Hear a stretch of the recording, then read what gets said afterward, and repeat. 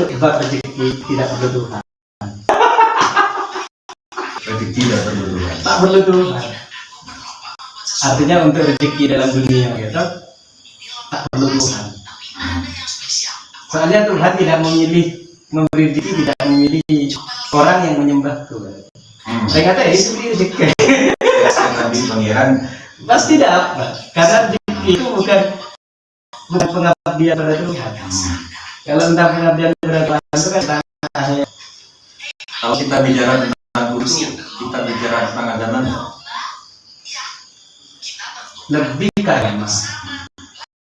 Tujuan, agama aturan. Terus kalau kemudian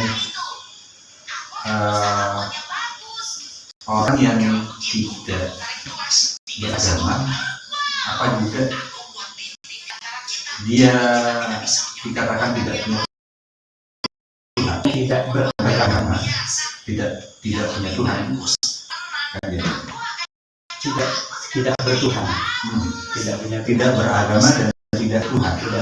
Bagi karena menuju Tuhan kan butuh agama, artinya butuh cara. Jadi yang tidak punya cara, ya bukan kepada Tuhan. Kalau dihubungkan dengan rezeki keduniaan, dikatakan masalah ketuhanan tidak bisa. Atau masalah bukan tentang dunia, bukan tentang yang di luar, tapi lebih ke dalam. Kalau mau menuju kepada Tuhan, yang ke dalam tentu punya aturan namanya agama. Kemudian kalau ada orang yang dia tidak mengajar, tidak ikut agama apapun, pada Tuhan,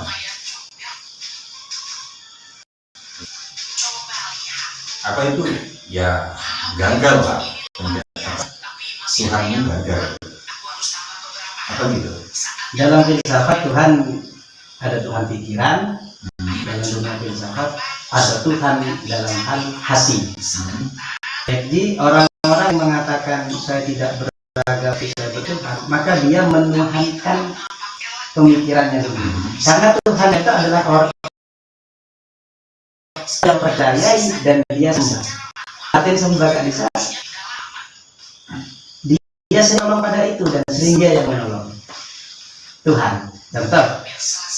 Contoh kecil, di saat saya punya kesulitan, di saat saya punya masalah, ternyata ajudan saya jaga itu yang sering menolong saya, sehingga di saat saya nanti punya masalah minta lagi tolong. Jadi Tuhan saya adalah ajudan. Sehingga dimasukkan dalam Pancasila ketuhanan Maha Esa. Jadi yang memberikan pertolongan itu adalah terserah Tuhanmu milih pada siapa. Kalau kau milih Allah, ya Allah. Jika saya punya kehidupan, punya masalah dalam sebuah kehidupan, contoh kita membutuhkan yang sangat dibutuhkan, yang dilihat pertama itu ada Tuhannya. Oh, kok bertujuan sabar, berarti Tuhanmu saat itu adalah sabar.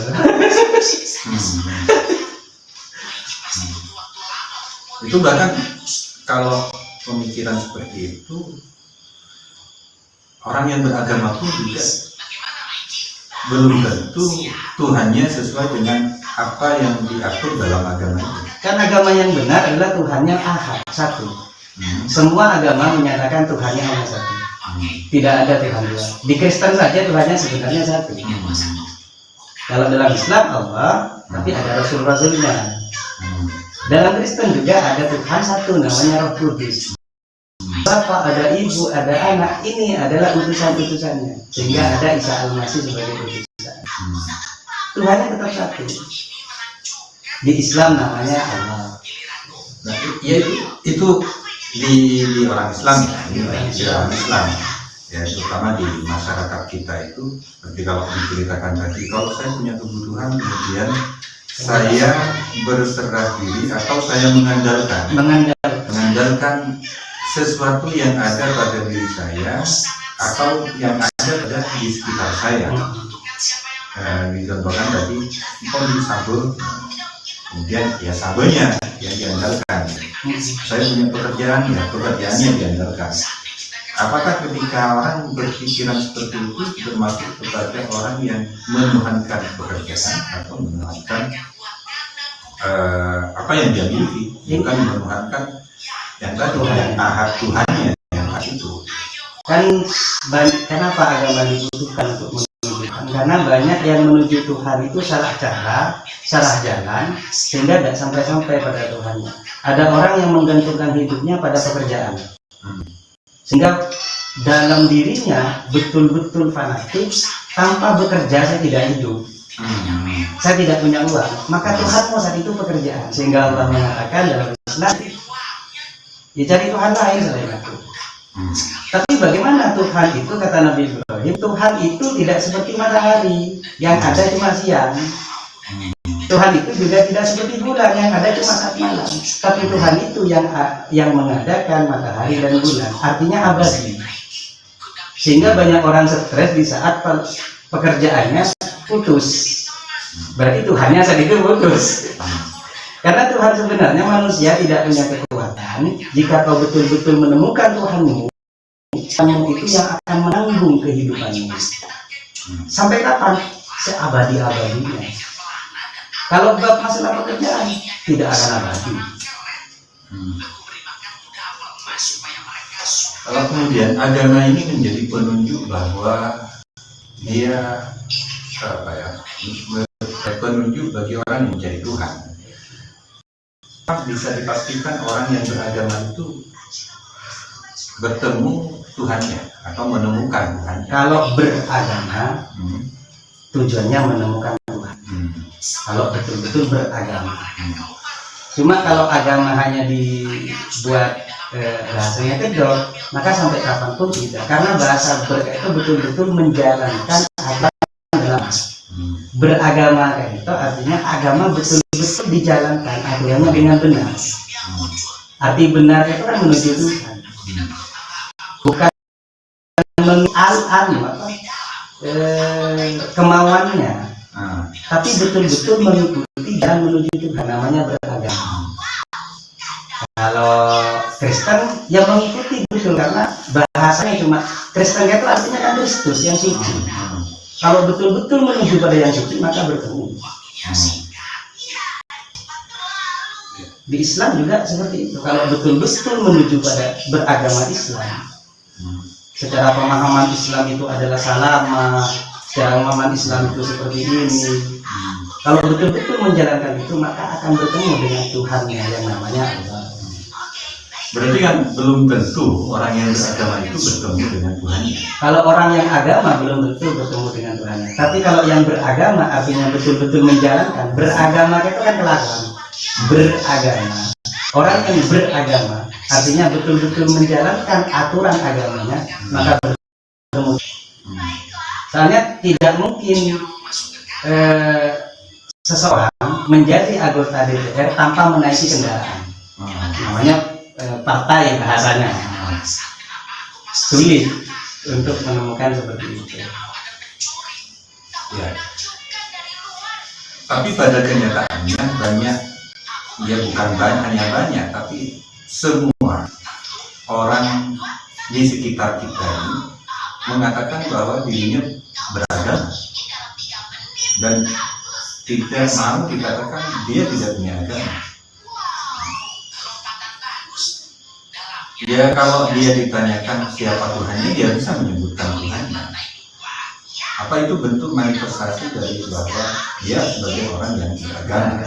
Kalau polisi yang benar, dia tidak perlu menyampaikan kepada polisi, kan itu identiknya dia polisi. Dan dia tidak perlu menyampaikan pada orang, aku adalah polisi, percayalah padaku. Tidak. Biasanya orang yang mengatakan seperti itu, orang polisi yang ingin dikenal orang adalah polisi. Tapi polisi yang benar, dia menjalankan tugasnya, mengamankan masyarakat. Artinya orang yang sampai pada Tuhannya, dia tidak pernah mengatakan aku sudah sampai pada Tuhan. Karena sampai pada Tuhan itu adalah antara dia dengan Tuhannya, tidak perlu disampaikan kepada yang lain. Kalau masih keluar-keluar, biasanya Tuhan tidak. Sebenarnya Tuhan kan tidak mau, ayo aku Tuhanmu, ayo aku, tidak. Walaupun kau tidak menyembahku, aku tetap Tuhan, kata Allah.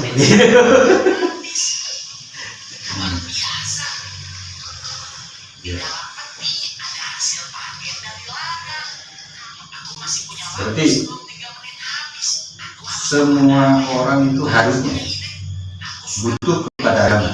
Butuh pada agama untuk menuju Tuhannya. Butuh pada jalan. Agama itu kan jalan. Butuh pada jalan. Bagaimana seseorang sampai tujuan tanpa dia tahu jalannya menuju pada tujuan. Jalan beragama itu adalah tujuan yang benar, jalan yang benar. Kembali lagi,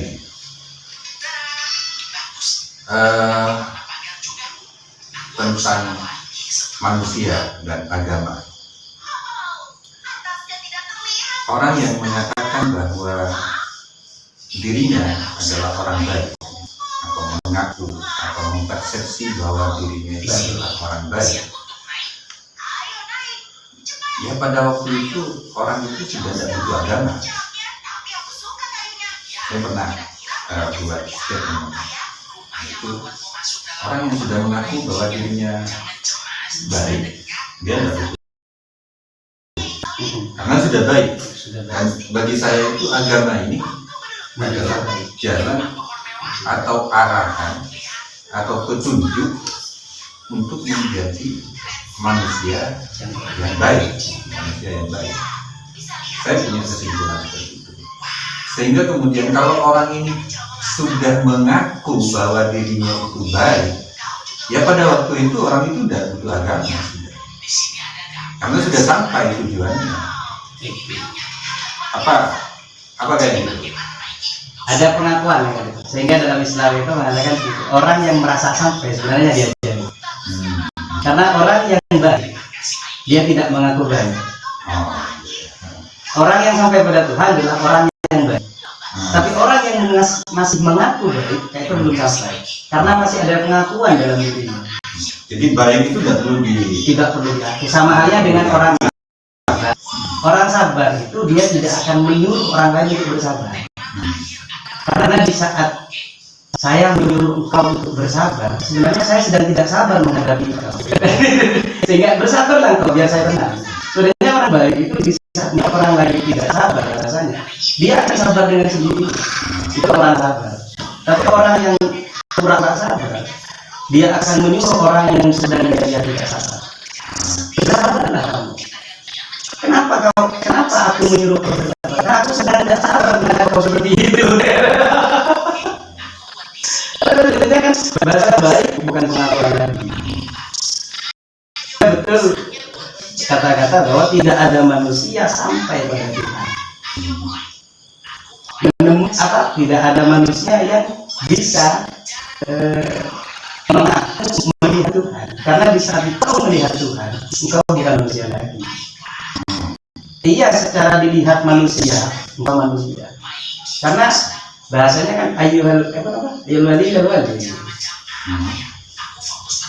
Layak itu.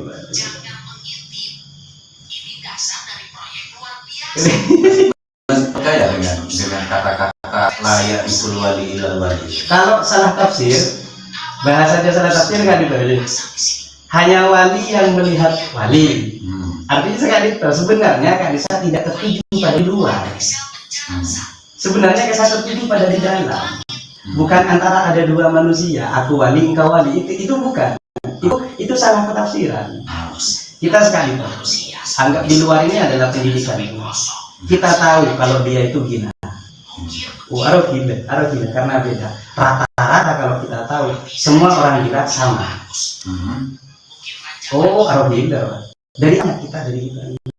Ternyata yang gila semua kabarnya sama. Jadi yang hanya bisa mendapatkan hanya yang ada dirinya. Tapi dalam dirinya sendiri. Contoh, tapi sering ngajukan wali itu pasti sabar. Bahasanya sabar. Dan di saat saya ngobrol, saya tidak ada hati jenuh, hati di saat ngobrol dengan ajunan, tidak ada jengki, tidak, pokok hatinya itu merasa enak, dan ajunan juga merasa enak. Berarti hati dengan ajunan melihat hatinya enak, hati melihat ajunan juga enak. Yang tidak enak itu kan di saat kita melihat berbeda. Hati melihat ajunan tidak sama dengan dalam hati saya, maka terjadilah pertengkaran dalam hati. Oh. Nah kan itu tidak ada kesamaan, makanya hanya wali yang bisa melihat wali bahasanya. Ternyata sama-sama enak, tidak ada asik mengobrol bahasanya. Betul-betul berdiskusi, bukan saling adu argumentasi.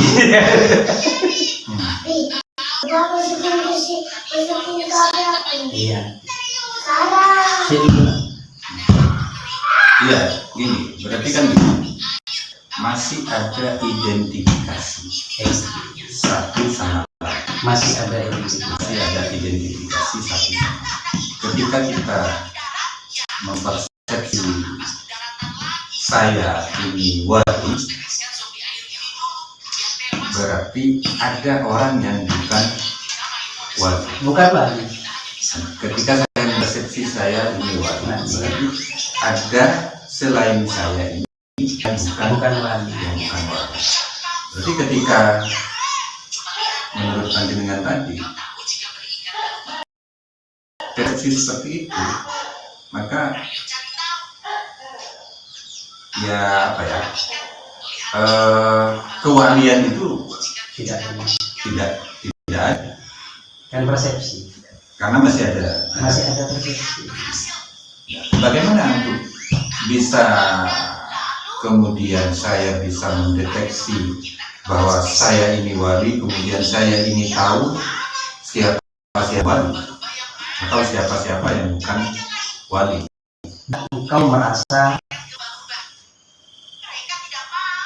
tidak ada yang salah atas apa yang kau lihat.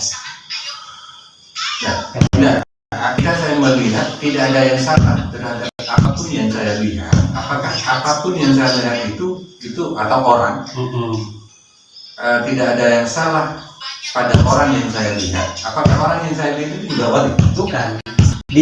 Kan terjadinya kecelakaan antara dua sepeda karena saling mendahului. Karena ada dua sepeda.